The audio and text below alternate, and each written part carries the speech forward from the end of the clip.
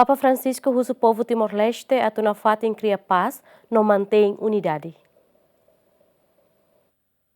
Dihusi mensagem nebemos Papa Francisco dirige a sua eminência Dom Virgílio Cardeal do Carmo da Silva, SDB, nebe fossai o representante Vaticano e Timor-Leste, Monsenhor Marcos Prigi, Santo Padre Husuba Povo Timor-Leste, liu jovem Sira tu cria na fatem unidade, onde mantém paz e harailaran. Santo Padre ratou mensagem ligado ao missa agradecimento da atividade importante Sira durante visita apostólica sua santidade em Timor-Leste. Com viva memória da extraordinária manifestação de fé e de devoção da população local e do fervor apostólico demonstrado ao longo daqueles dias, sinal do afeto e comunhão com o ministério petrino, bem como do profundo enraizamento da fé católica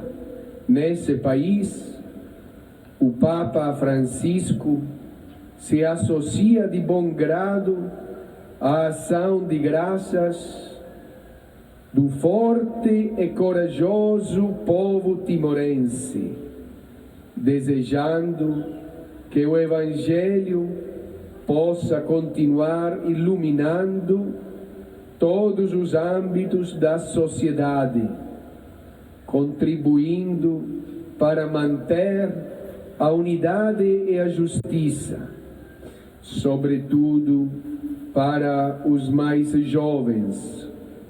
Líder mundial Igreja Católica deseja do Cristo Nhadomin hela na fatin ho povo Timor ato moris tu irmaromak niu confuan no russo atureza mos bania hudi na fatin heta condição saudável. Sua santidade faz votos que o bom perfume de Cristo continue a ser espalhado entre todos, emulando a preciosa madeira e sândalo, tal característica desta nação. E para confirmar tais augúrios, o Santo Padre concede às autoridades civis e religiosas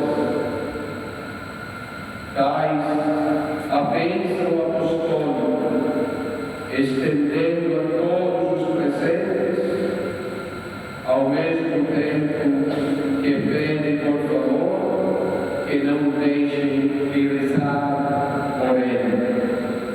Antes a visita apostólica sua santidade em Timor-Leste, o enhira encontro foi em Saia e a Centro Convenções Tili, Santo Padre foi motivação no russo atu jovem Sira sai autor badame. Equipa cobertura, GMN.